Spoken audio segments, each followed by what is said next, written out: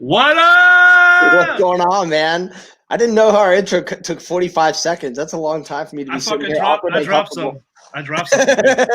And then I don't know if you could see it in the green room. My fucking headphones came popping off. They're like, bam! I was sitting there like awkward. No cover. I was like, I thought it was like a 20-second intro. Like, what the fuck's going on? Do I call him? Do I text him? Like, he'll figure it out. I'll just sit here and keep drinking. Did you drink too much whiskey? Is everything okay? It definitely looks like you're double fisting moonshine and larceny there tonight.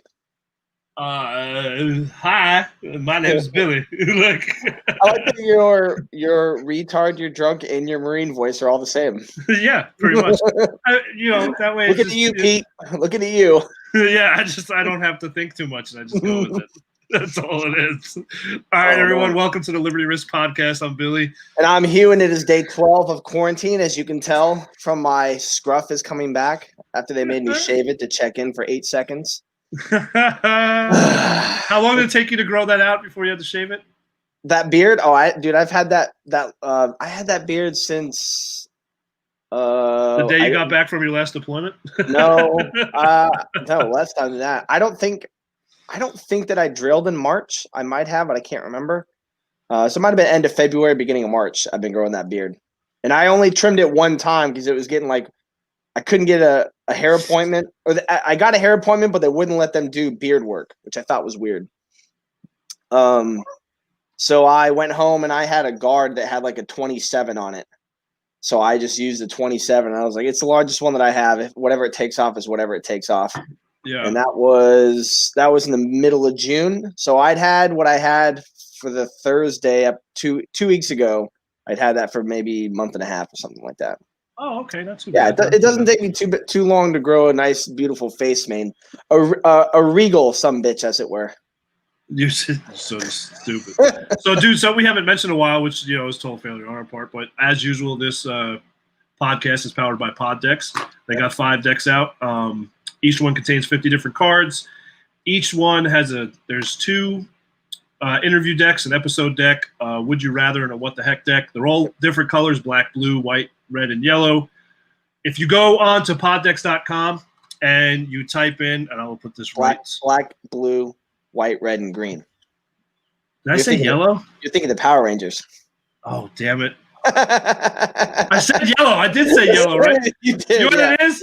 It's because the fucking words are yellow right there. That's what it is. That's what I'm going with. Yeah.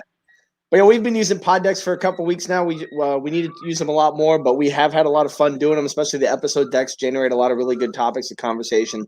My favorite are the What the Heck. No, I probably like the Would You Rather more, just because every time I give my answer, Billy's always like, there's something wrong with you.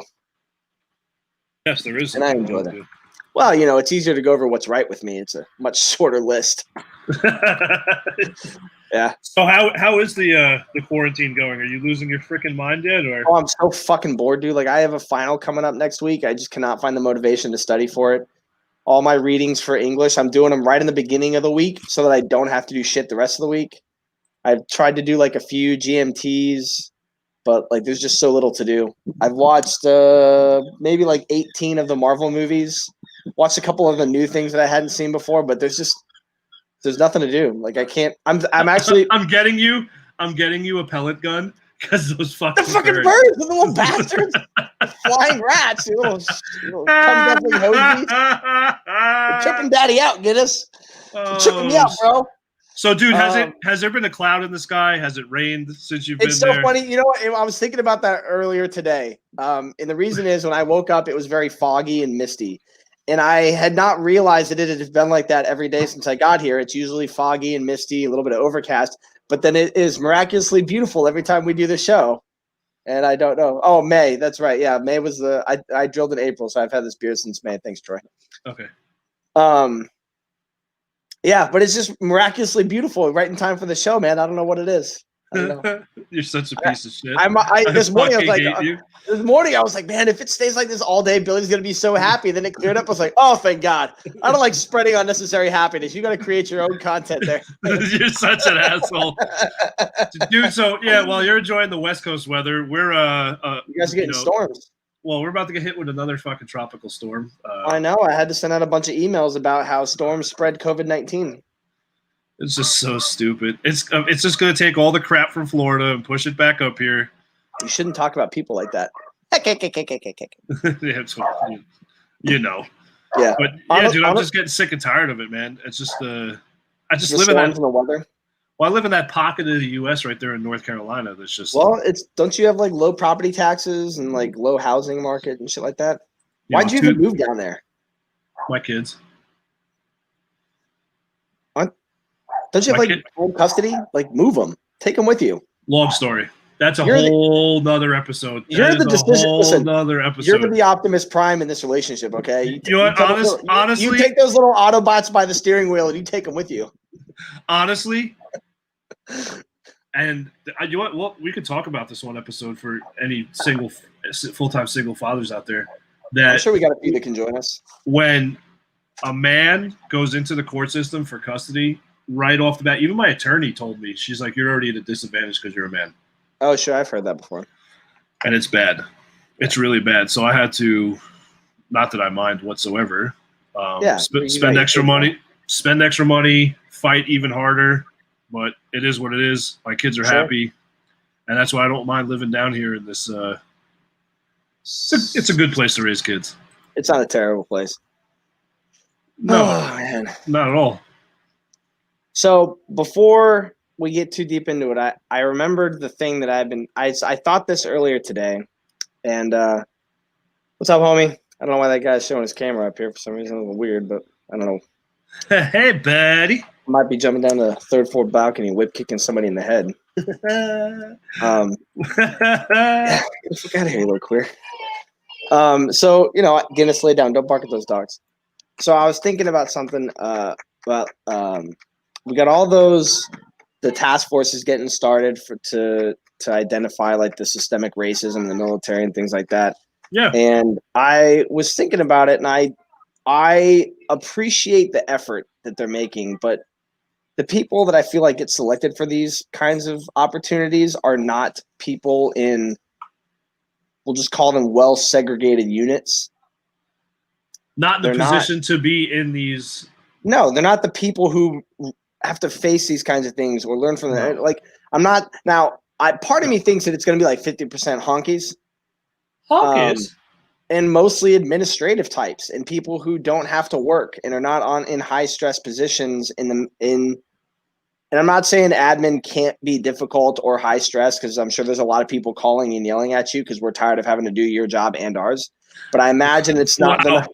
I imagine they're not getting people in the air community, the sub community. I feel like that was almost a dig at your fucking conversation you had with your chain of command the other day. I like my administrative people are not that bad. Like they're pretty good, but I feel in the last couple of years that fuck you, Rich. More and more have I had to do my own administrative work, and I don't really know what my admin people are there for anymore, because a lot of the time it's like, oh, well, did you talk to your command so and so? Like, well, you're the admin people. Why I don't know, whatever.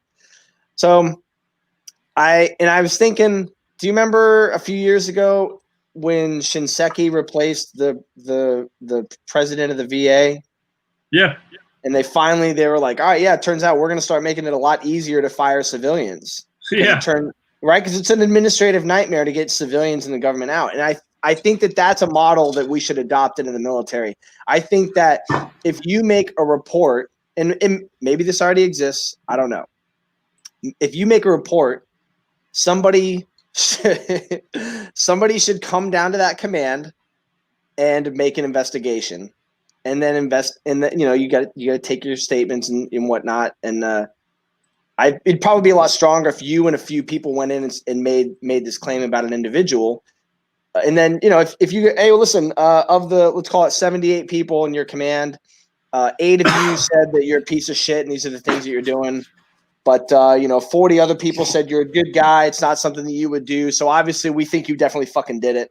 And we think that they're backing you up because they want to be pieces of shit for the next 16 years. So, well, you're fired. Thanks. Wait, are you talking about the good old boy program? Yeah, absolutely. Like if 40 people stand like, oh no, he would never do that. He's a great guy. Well, that's suspicious. It should always have been suspicious. You're fired.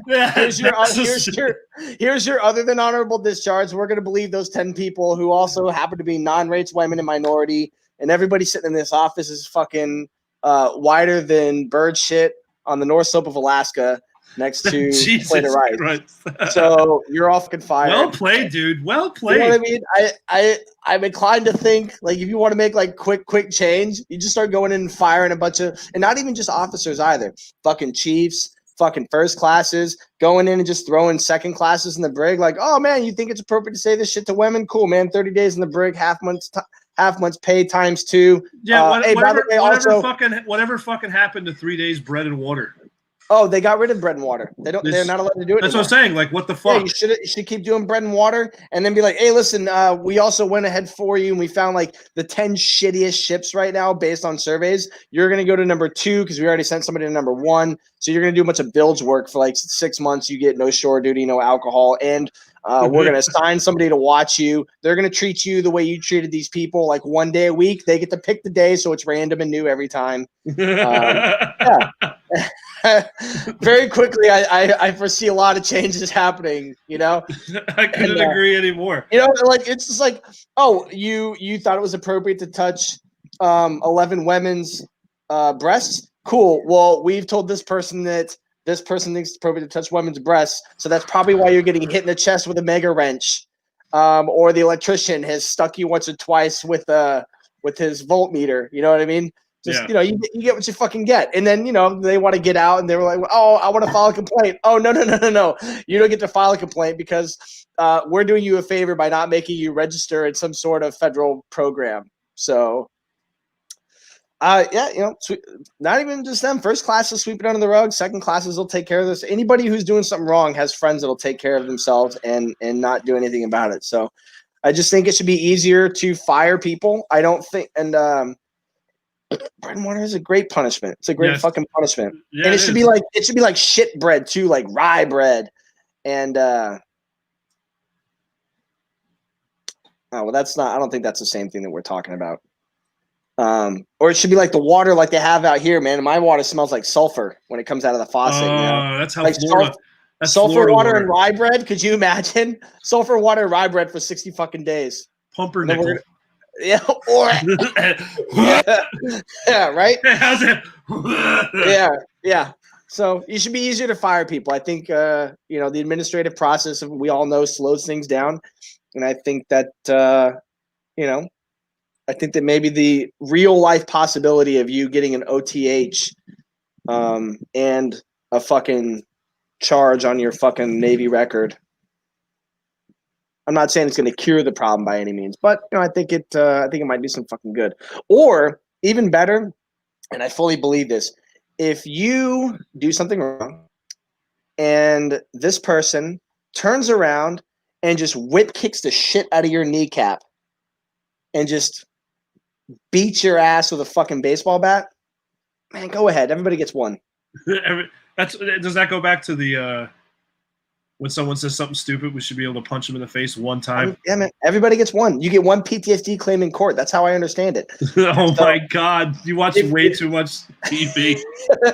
I'm just saying, if you do something and somebody says, hey, that was fucking inappropriate, don't do that shit again, and you do it again, and that person comes over and smashes your hand with a hardback book, you get what you had coming to you. I could see you trying to... Provided you report it appropriately and then nothing happens, because, of course, the administrative process is not on our side. Then you come back in and smash them with, oh, why'd you do that? Well, I made a report and they didn't do anything. Why didn't you do anything? We didn't believe him. Why didn't you? Well, it doesn't matter. His hands is broken anyway, so he won't be assaulting anybody with his right hand for the next 2 to 3 months. I could see you testifying in court and you making a crazy claim, and the judge is like, well, I don't believe that you're crazy, and you like punch your lawyer in the face and throw him to the ground, and then like start licking the bottom of his fucking shoe right there in front of the judge. Right? Yeah. And be like, oh, Mr. Borchins, what's your biggest weakness? Oh, I believe in honesty. That's not a weakness. I don't fucking care what you think. Yeah, you're an idiot. Let's bring our guests in. I've done my tirade. So we got Meg back with us. What up, Meg? Hi, guys. Meg. How's it going? Good. We're going to bring Danique, and we got Danique from Leashes of Valor with us. I'm very excited tonight. Hey, D. What up, ladies? Welcome back. Oh, D, what are you having? A little vino. Oh, yeah? German wine for German rant. Yeah, nice. Very sophisticated drinking tonight. And Meg, what trash are you drinking? Pinky, well done. ginger beer. No. Where's the can? Where's the fucking can, Meg? Oh, ginger beer. I'm driving later, so I can't be drinking right away. Wait to hear some. Dinique's like, I'm home. Yeah. I'm very tempted. So Meg and Dinique, Dinique, we're very excited that you're here tonight. As the world's okayest Marine! Oh, yay! God, I hate that guy. I was just over there for dinner actually earlier. Thank you. Oh, nice. So Dinique, we're very excited that you're here tonight. Because Meg, did you read the full report that you were sent? Yes. Okay, so Meg sent us. Let me see if I have it pulled up here. Is it WAVG 1020 survey results? It's 100 questions. And Meg, you've read the whole thing and you've gone over the notes. Why don't you go ahead and tell us what this is? So the WAVG is We Are Vanessa Gillen 1020. It is a Facebook group that is led by Jerry Black and Taylor Larson. They're both Navy females. And they put a survey together for all of the women that are in this group. I think there's like 12,000 people in this group at this point. It's a lot. This survey was just to see about who has experienced anything, command climate, and then the reporting process to kind of see where people are coming from. So this survey was done. About 550 people participated in it, although only 311 actually filled out the entirety of the survey. Reading through it, it's hard. And how many questions are there? 100. Jesus Christ. Yeah. Okay. I filled it out as well, like a while back. I don't know if you filled it out, Danique, did you? Yeah. You did. So Jerry and Taylor are trying to talk with the MCPON to see if there's some implementation that can come. So they're using this survey to get the female voices heard about issues that we face while serving. So they sat down with the MCPON, showed them the results of this, and like, I'm fucking flabbergasted. Like, I sat down and I was like, holy shit, like, what the fuck did I read? So some of the points that I have, majority of women who experience this were between E1 to E6. Okay, pretty common. In this, they asked different questions. Did you feel safe to make a report?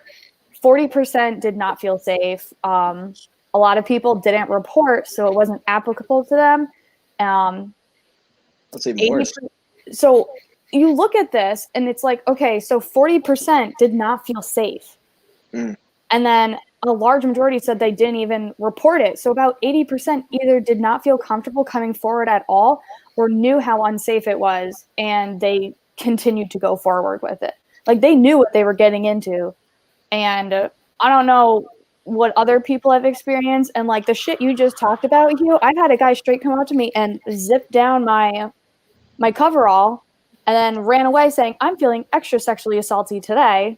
Oh, that's how you get fucking stabbed. That's how you get fucking stabbed.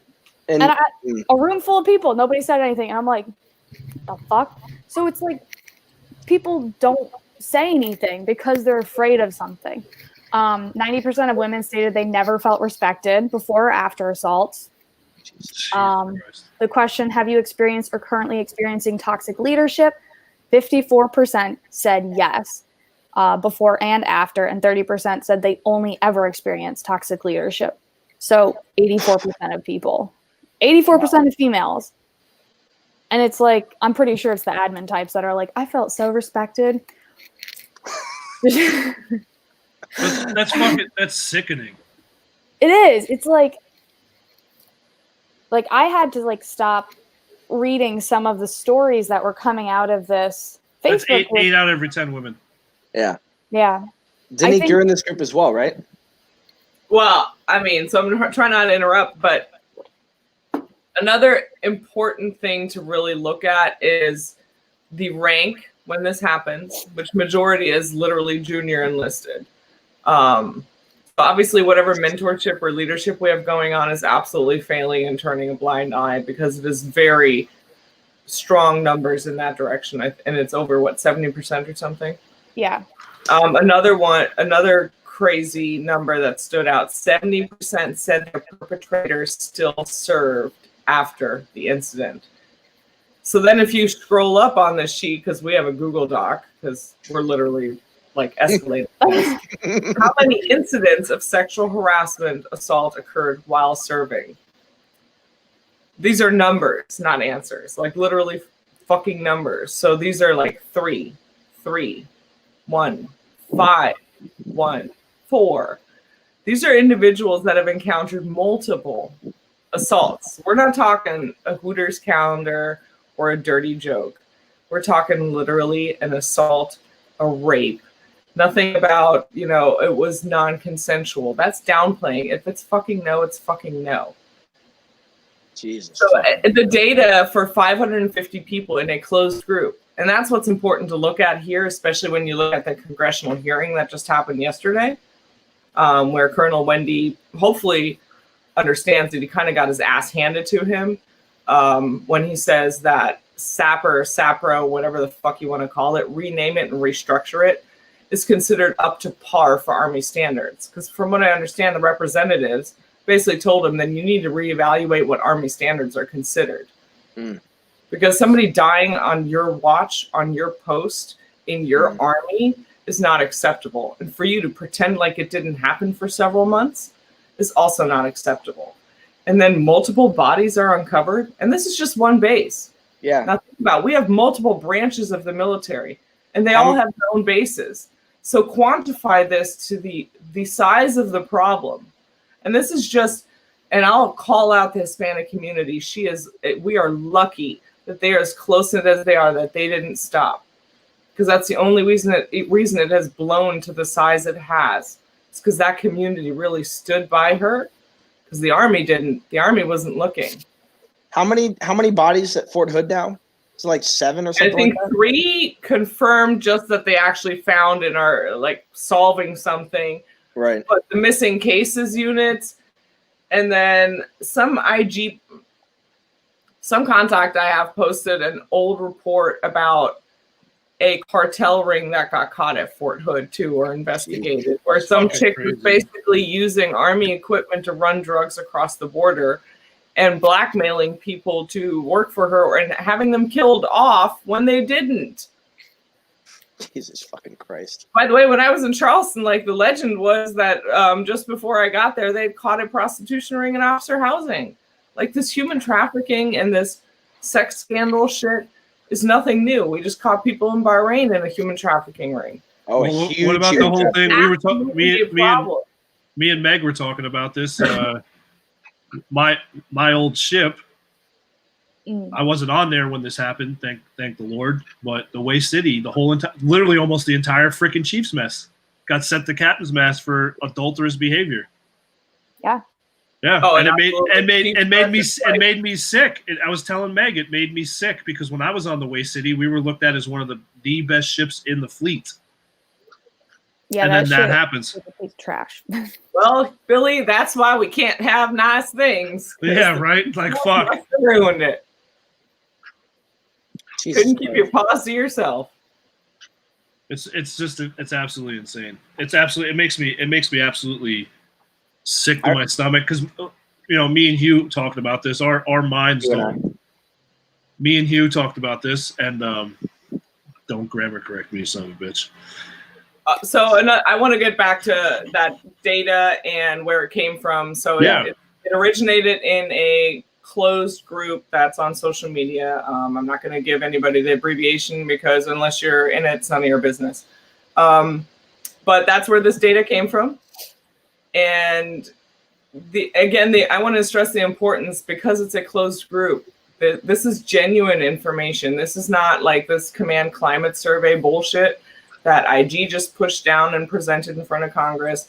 This is not this crap that any of us ever had in any generation in the military where they're asking you about your fucking feelings on your chain of command and then give that chain of command your survey. So this is truth sharing at its rawest, and the information that we're getting out of these closed groups is disturbing. Like Law and Order SVU couldn't write some of this shit. Yeah. So literally, I want to stress Horrible. again that this isn't about dirty jokes. Granted, dirty jokes and stepping too far and allowing it is what sets the stage for seedy behavior to It's a escalate. stepping stone. Yes, absolutely. So a shitty command climate is the breeding ground for anything shady to happen. And it is very hard for outsiders to necessarily see this. And for somebody going through it, it's really hard to realize what to even ask for, who to trust. Like they erode your confidence in, you know, your patriotism and your service. Like for me, it was a lot of, well, there's an invasion going on. There's bigger things going on. You're being selfish. So also, like, if you know what a narcissistic relationship is, you should definitely look that up and understand that this person is basically in a narcissistic relationship with the military, and they don't know how to fucking get out and how to ask for help. So it's everybody's responsibility to be more cognizant, not necessarily looking for that rape scenario, but the person who's escalating, self-medicating. Like there's so many other signs, and if you want to Google what markers are called for the VA, when a veteran, and I'm not going to say female because it happens to men too, when a veteran has to file for MST, military sexual trauma, and they don't have proof because they couldn't report, didn't get a police report, whatever circumstances, you have to use a marker system, which basically means you have to backtrack. Did you seek outside help? Is there any police reports? You call 911? Did you go to a civilian hospital? Did your evals degrade? So you basically have to piece together an entire crime scene because the victim's missing. Like the big picture's missing. You have to give them all these markers. It's pay attention to those markers if you're in the military. You can already see those. If somebody all of a sudden spiraling, there's something absolutely wrong. And it is not that they are a shitbag. And people don't go UA. Not to knock Vietnam veterans, but this is a voluntary force. If somebody goes missing and their family doesn't know where they are, you bet your ass they didn't just walk the fuck off a pier somewhere because they didn't feel like it anymore. Right. Rant over. No, you made a comment that like some people don't recognize certain things, and Danique, you and Billy were both master at arms, and I'm sure you both get a lot of questions like why don't you just do such and such? Would you guys tell people what it's like to show up at an officer's house when there's like a domestic violence call? Yeah, Billy, go. Okay, so thank you, Danique. So, for people that don't know, that aren't, for any civilians watching, military law enforcement does the same thing that civilian law enforcement does, just within the confines of the base or any military property off the base that has been designated jurisdiction for us, i.e. housing. And that's usually 99.9% of the time, that's what it is. So, when you get a call, usually in housing, on base or off base, enlisted is in one whole neighborhood and officers are in another whole neighborhood. I've even seen it at Mayport. All the streets for enlisted were started with the letter E, and all the officer housing started with the letter O.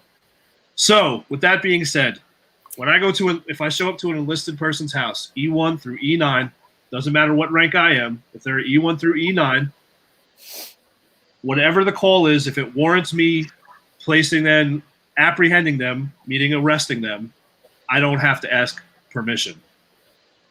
So you can hold on. So you can arrest anybody up to a master chief. Up to a master. No questions asked. Obviously, if there's, but if you show up and you're like, yes. You definitely beat your wife, we're arresting you. You're touching a tornado if you're fucking with the Master Chief. Let's just say you really want to be confident. You really want to be confident. Let me make that clear. If you're putting cuffs on a Master Chief, you better be under without a shadow of a fucking doubt. You better be sure you better be sure he's on a cocaine binge beating his wife. Also, he's fair game. Unless you're a Cheerio, then it's different. So what is it like if you show up at an officer's house, Billy? So if you show up to an officer's house, and let's say, same incident, I show up to the house, I hear screaming and yelling, just hypothetically, I look in the window, and I can see that the officer, whether it's male or female, is assaulting the other spouse. Okay? I go through all the same procedures, except I have to call the commanding officer of the installation or someone in my chain of command as I'm radioing this up, and we have to get permission from the commanding officer to apprehend, again, arrest an officer in the military, not just the Navy, the military. Now, the difference, what I can do is I can place them in handcuffs for my safety and their safety until we figure everything out. But I cannot Miranda them or read them their rights, because for the military it's a little bit different. But I can't Miranda them, and I can't bring them down to the station and, just for lack of better words right now, book them. So you could very conceivably be told, no, we're not going to let you arrest that person. I have. Okay, so how about this? Hold on. We have a great comment, and I want to get to it. What if they kill their spouse before you get permission? Okay, so if the officer, without a shadow of a doubt, I know I walk into that, whatever, that we'll just say the house. I walk into the house and he or she's standing over the spouse with a knife, and they're literally laying there and there's a pool of blood. Same fucking procedures. Fucking Christ.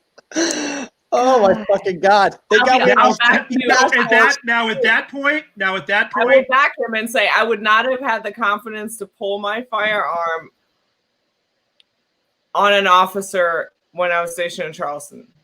Fucking gospel. Like they browbeat that into you, the difference, even as a law enforcement officer on base, on how you need to act. They push it to you in school. Absolutely different. And I've had to look away from DUIs and even uglier things. It is absolutely true. Fucking God. Jesus flying fucking Christ. So with that, so I've pulled my weapon. We'll say, I'm trying to simplify this for everyone. On incident, meaning I've shown up to a call, I've had to draw my weapon. In the 15 years that I was in, I've only done it 3 times. I did it one time to an officer, and they literally fucking laughed at us. Because they're being backed. They know the environment that's going to cover that shit up. Thank God we got these fucking task force to tell us what the fucking problem is. See, that's what I'm telling you. That kneecap policy. Now, Taylor, policy is a good idea. Now, Taylor. I agree. Now, if there's other procedures I'm not going over. Like if it's a high-end felony or whatever, NCIS are involved, or hold on. Murder's not a high-end felony anymore? No, that's what I'm saying. It is. High-end felonies, like NCIS would get involved, because every installation has either OSI or NCIS on it. If you show up and the high-end felony is being committed or has been committed, you still have to call, though. This is what I'll tell you right now, and Danique's going to laugh because it's a very cliche term in the law enforcement community. I'd rather be judged by 12 than carried by 6. Sure. I don't give a fuck. I literally, and Danique can back this because she worked with me. I don't give a fuck what fucking rank you have. When I was in the capacity of my job, I was going to do my job, and that was it. Good and call. I will fucking explain myself later. Good so call. I would rather go to the brig, however long that may be, if I had to protect someone's life. I didn't give a shit. Okay. But that's me. Sure. They push this information to you in Master at Arms fucking A school. And that's bullshit, because what you're doing is you're mentally manipulating these law enforcement officers, i.e. kids most of the time. And now they're going out there and they're fearing to do the job that they were supposed to do. Let me ask you, Billy, what was your size when you were on active duty? Because you're a tall guy. Me? You're a tall guy to begin with. I was when I was active duty, I was 6'4", 260 pounds. Okay. And and it shouldn't have anything to do with it, but it's clear to, I think, all of us and many people watching that if you're, how tall did you say? 6'4", 6'2", 220 pounds? 6'4", 220 pounds? You fear a lot less than 5'6", $150. Or Meg, what were you, 5'4" and 120 pounds when you first joined? Yeah. Or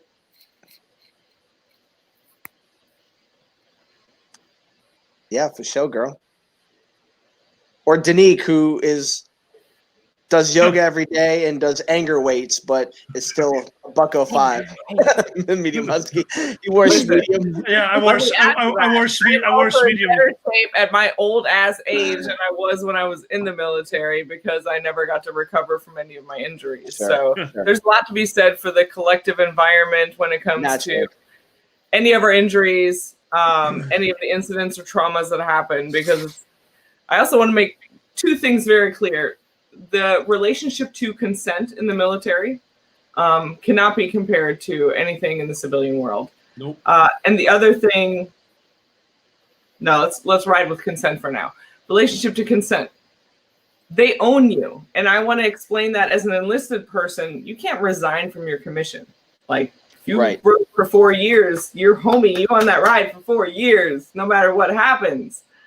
So they own your medical. They literally, if you're going to eat that day, if you get promotions, if you get extra education, if you get your fucking PQS signed, shit.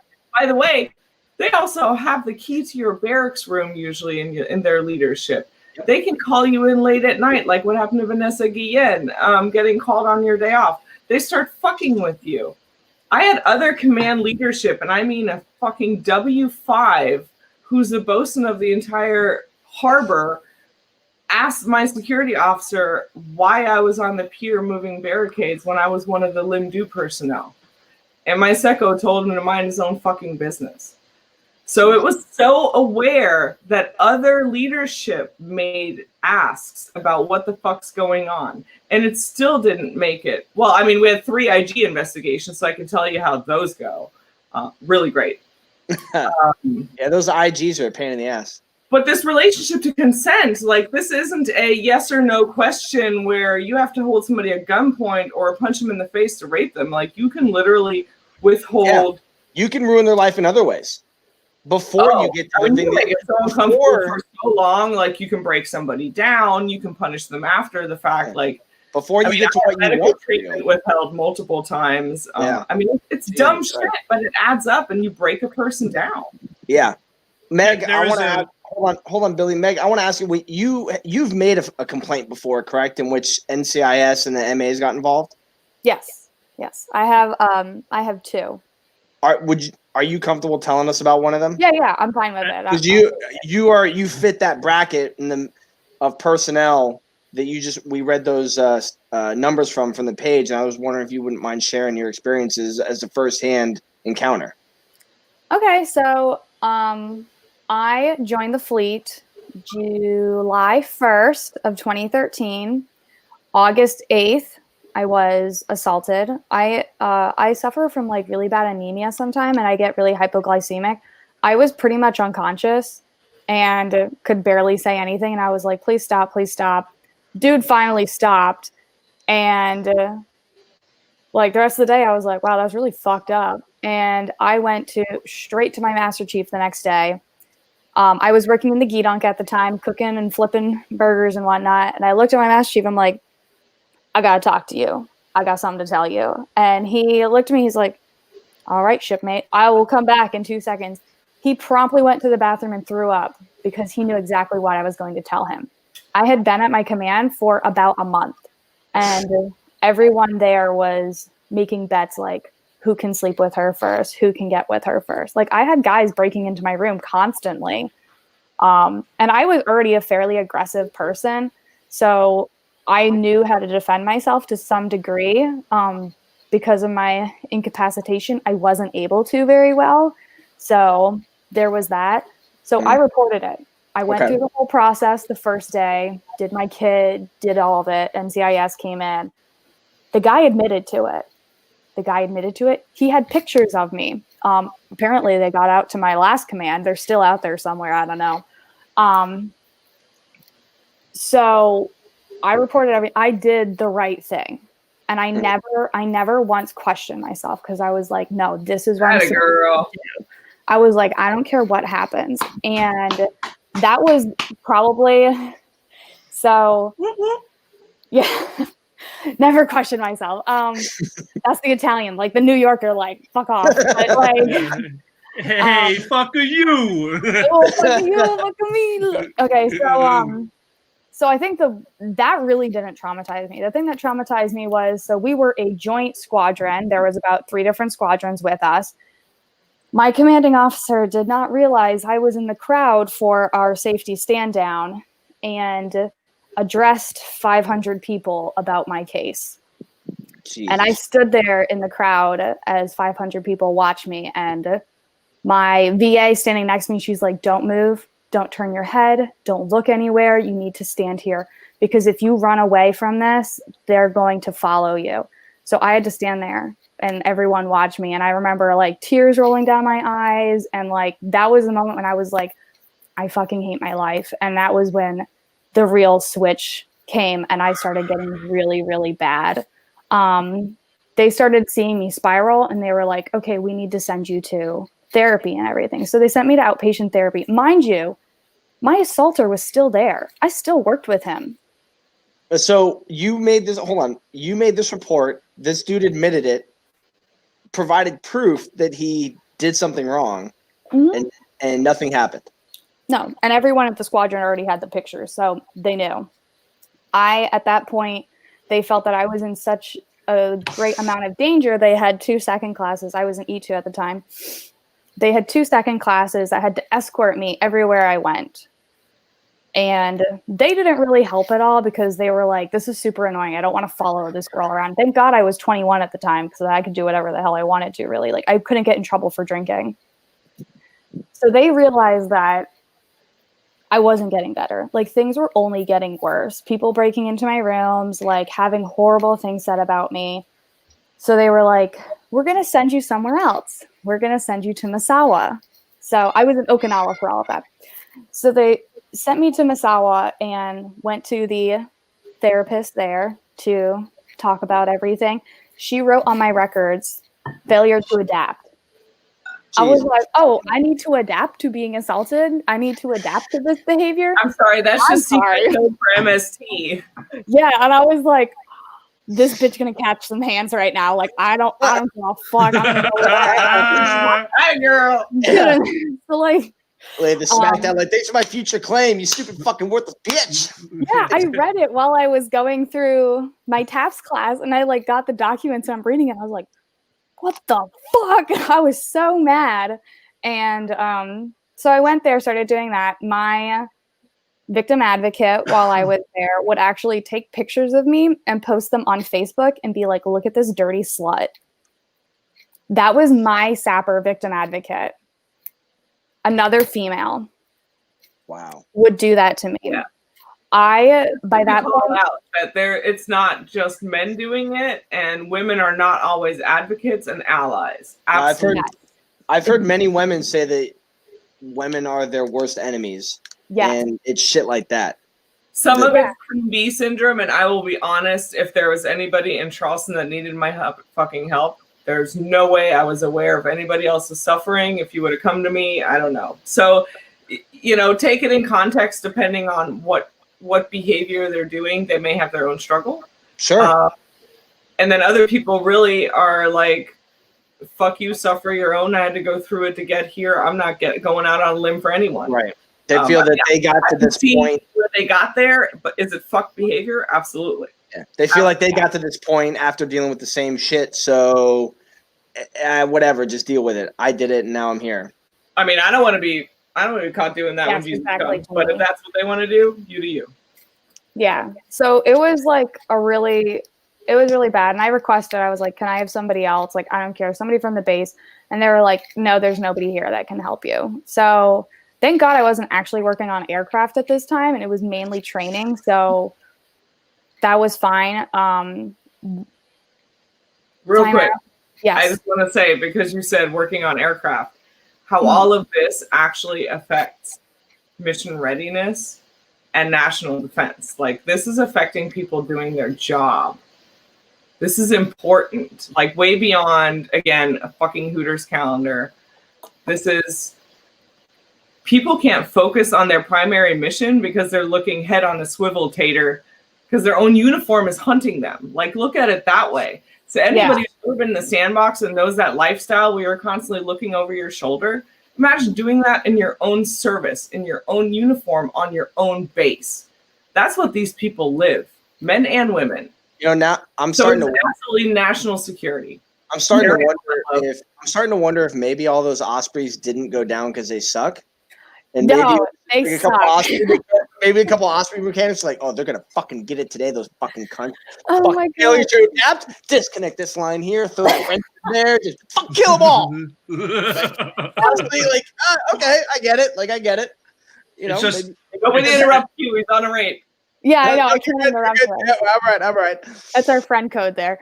But yeah, where I worked on engines, if an engine failed, if people died because my engine failed, that's manslaughter. I would go to prison for manslaughter for whoever died. So that's a huge burden just to bear as it is. And then, so when I got to Misawa, my LPO tried pushing himself on me, and I was like, "Hello, dude, you're really ugly. Like, go away." And then I had multiple guys break into my room. One guy actually did break into my room, and I grabbed the stick for your blinds, and I literally beat the shit out of him. And I told my supervisor, and he did nothing. He was like, you know, he's just trying to hang out with you. And I was like, he comes back in the room and this thing's going up his asshole. I will tell you that right now. Tell him to get the fuck out of my room. And I had to start barricading my door. Like, it was so bad.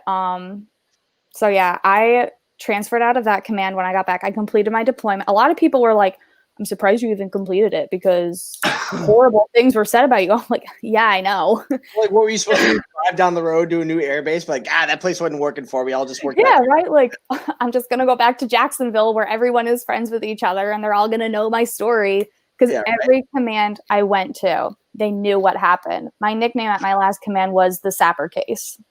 Jesus. And I was like, yo, put it on my name tag. Sapper Case, watch out. I'll get your ass. Like, I don't give a shit. I actually just found this out. I think it's hilarious. One of my last detachments, we went to AUTEC, and apparently, guys, AUTEC is a base down in the Bahamas. Okay. It's on St. Andros Island. So apparently, I had a train ran on me, and apparently their penises are so small I didn't feel anything. Oh shit! Oh shit! Yeah. So I know exactly who said it, and it went around my whole squadron and all the other squadrons, and that was there. Care to share?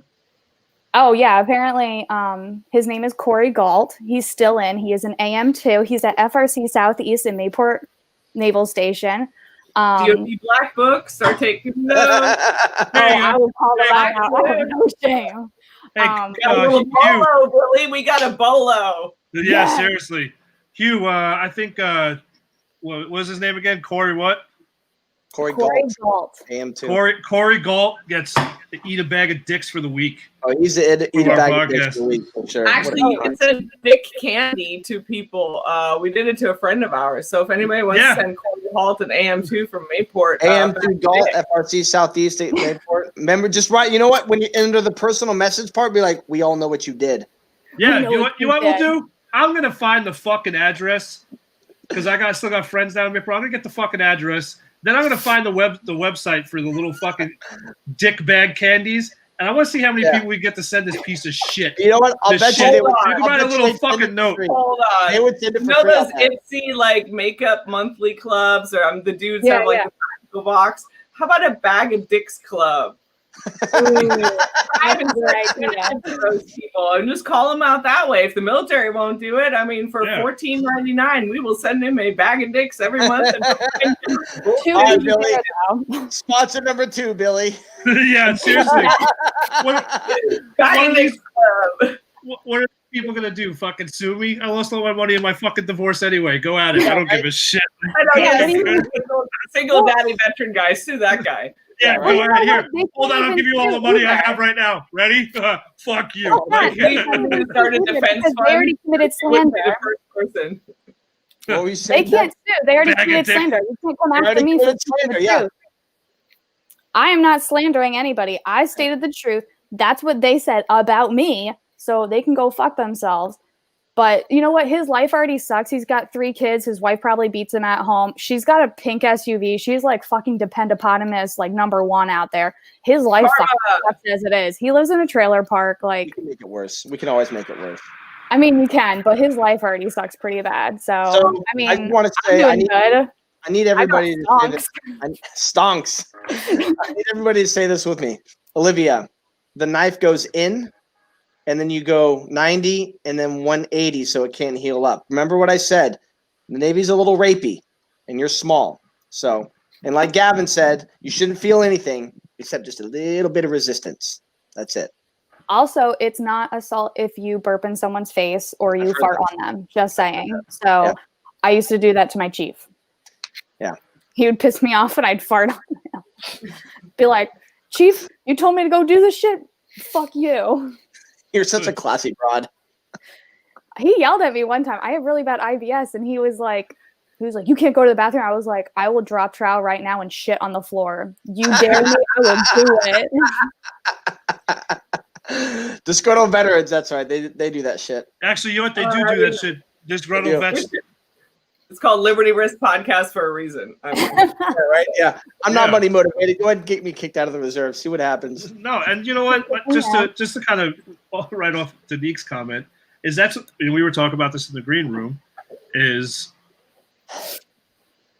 that this podcast is to get this information like this, not just this information, but all types of information like this out, not just to the veteran community, but out to the general public the best that we possibly can by using these platforms. Yeah. But also, we're not going to fucking hold back. I really, honestly, I've been through a gambit and a whirlwind of shit in the short time that I've been alive. So really, it's really not going to fucking bother me if you fucking write a comment saying I'm an asshole for calling you out. Well, maybe if you kept your fucking dick in your pants and acted like a decent fucking human being and didn't fucking touch girls when they didn't want you to, then we wouldn't call you out, you piece of shit. So let's just all fucking, you know what I mean? Like, get the fuck out of here. And now to bring it kind of full circle, I just want to let you guys know, this guy, I did this. This was my personal decision. I dropped the case. I found out he was having a daughter, and I was like, I'm a nice person. I'm not going to fuck up his child's life. He knows and his wife knows what he did too, because I worked with her for a little bit. So they know. I didn't want to fuck up the daughter's life. So I was like, this is not her problem. Her dad's a piece of shit, but she should still have her dad at her ballet recital. Whatever. Two very different people. That was my one nice time. My second time, we'll go over another time. I was not nice for that. So one of my last points I have here on the Word document is when asked if their assaulter was held accountable for their actions, 49% said no, and 42% of this was non-reported incidents. Only 3% said that their assaulter was held accountable. 3%. Oh, the conviction rate. So it's outside of this survey. I think that congressional hearing said something about the conviction rates, and they're at like 5 or 6%. Jesus fucking Christ! And that's 5 or 6% out of the ones that are even reported. No wonder nobody speaks up. Let's also be realistic with the number of incidents that aren't even talked about. Jesus fucking Christ! There's 3% of all, and these are like the cases that like they definitely fucking did it too, right? Jesus, fine. Jesus jumped up Christ. What's crazy is the systemic failure from the top down on all of it. It's just flat out sickening. And it's not just the chiefs and officers, it's these senior first classes or these people in these power positions that end up making rank and then perpetuating this atmosphere. Senior E6s, sorry. I think getting a lot of things confused, and I saw it in the congressional hearing, is the verbiage. And you see this in literally national security. So the term radicalized for terrorists. Sure. We don't even have that uniform with other countries, by the way. So how can we hunt the same fucking people when we don't even agree on the same fucking term? Right. Same thing with sexual assault versus sexual harassment. And by the way, if you would fucking take the term sexual out of it and call it something like moral injury, or I don't know, being a blue falcon, because it's so much more encompassing than just the term sex, and people get very confused with the dirty jokes and the downplaying when you do sapper training. It's not about that fucking little shit. Most of us are just as fucking dirty and inappropriate as the guys. That has nothing to do with what we're talking about. We're talking about systemic shit here, and usually it has a lot to do with leadership and not really with an incident. And majority of the people I've heard from, I'm not speaking for everyone, let me make that very clear, have said that the reaction of the command after the incident is more traumatizing than the incident. Sure. Let that sink in. 100%. What can be more traumatizing than rape? The ultimate betrayal of your own uniform, the sacrifice you're willing to give for your country, for you to suck it the fuck up and shut the fuck up and not say anything about what just transpired for the better good. Because that's what every one of those people is doing, is sucking it the fuck up for the better good. Fucking horseshit. Yeah. So that's what we're really asking, and that's what everybody who's reflecting on who you're protecting, or you're not really sure if your bro was like just a little over the line. It's kind of like pedophilia, honestly, because this is the same uniform. Yeah. Like, we have other enemies we should be worried about, but the fact that I have to worry about people in my own uniform, you're kind of like a pedophile in the military. And then you have to worry about whether or not they're going to be protected. Gross. And if you're protecting that, you're fucking gross. And you're actually affecting national security. I want to reiterate that. This is mission readiness you're fucking with. Yeah. Yeah. Jeannie, you're right. And I mean, like, for me, I got taken out of work it was 3 days a week, 8 hours a day. That's a lot of time for an engine mechanic to not be around working on engines. We were deployed. We were a lot of work not not to be done. We were flying secret birds all over the place. I don't know where the fuck they went, but like, we got birds up in the sky and they're missing somebody. And I could have been somebody training, launching aircraft off. I could have been changing engines out, but they lost that manpower because I wasn't there. And then they decided to take care of your assaulter because they wanted those man hours back as well. Yeah, and he was air crew. I don't know what that means. He flew. He actually went up in the air. Yeah. Oh yeah, you just throw a wrench right in that motherfucker right before it takes off. I feel like you should be nominated for one of these new sapper positions, because I'd really love it. God, no. Hey, I will say one thing about Hugh and Billy. I mean, I was stationed with Billy, for those that don't know. Also, Richard, who is watching. I was stationed with him in Charleston. And despite how toxic the command made me, that motherfucker stood post with me anytime he could, and honestly was one of my closest people. But yeah, Hugh, I've met a lot of women actually that deployed with Hugh. That's unsightly. And that, I mean, well, what I'm saying is that says a lot. And I've also lived with Hugh, and I've worked with Hugh, and Hugh's worked for me, and I've known him for many years. So he definitely comes from a diverse background of information and perspectives. And I think that's what the position is needing. And I'm not saying like specifically Hugh. No, you're right. You're right. You can't make this a collateral that you give your bro. Yeah. This whole bro club is the whole fucking issue. You need people who've been around and who've experienced certain things and have a certain perspective and understand. And that you're not going to be friends with the people at the command and friends with the assaulter. You know, you see that name come. Hey, man, I can't do this one. I know that person. Take this one. You know, it takes emotional intelligence to read certain things. And I'll give you a perfect example. Actually, it has nothing to do with MST. A couple of years ago, I was at a golf event, and I'm the only female veteran. And everybody else there is petavet. So they're all the Walter Reed friends of mine who are missing body parts. Right. Petavet. And all these congressional representatives are there, and they're stumbling all over themselves to meet all these wounded veterans. And I really say this with all the love and admiration, because you'll understand at the end of the story. And I'm standing on the sideline because usually women are, you know, especially if I don't try to look like a veteran, I will absolutely be I'm like the help. All these dudes, these representatives are falling all over themselves to meet these guys who are, you know, one leg missing, two legs missing, above the knee, below the knee, blah, blah, blah, golfing. And Chris, one-legged Chris, walks over and grabs me by the arm and walks me to these dudes and says, puts me in front of everybody and says, she served too. And he just stood there like, we're going to leave this right here until you fucking do something. But what that shows is that they are aware of certain weird nuances and situations, but they're also comfortable in being uncomfortable to make it work. Right. And I think a lot more people need to get comfortable in being uncomfortable and be that guy who says, bro, what the fuck are you saying? Yeah. Or you're a little creepy. Like, stick around a little longer if your gut instinct tells you something ain't right. Like, Right. that person may not open up for you, but that doesn't mean you can't fucking smell shit right in front of you. So follow your gut instinct a little bit. Absolutely. It Don't just be- And what you did, like that was a huge, profound moment for me that I got pulled forward and really got like brought to the table. If Yeah. you want to call it that. Like somebody really pulled my arm and said, nah, that bitch is at the table too, right here. And we're gonna wait until you acknowledge her at said table. I'll make it weird. Yeah. That's It's exactly important. what you did. It was phenomenal. Like that moment stood the fuck out. It's important to not worry about whether or not, oh, I don't want to do this because I'm gonna have to see this person again. It's, do I want to continue to see this person again? It's just the kind of person that I want around me. And I mean, It's these great. are elected representatives of like South Carolina and Georgia and blah, blah, blah. And like, I mean, they're members of Congress. So it's a little bit, again, of that power relationship, theoretically. He's an enlisted veteran like I am. Like, we're the E Club. We good with what we are.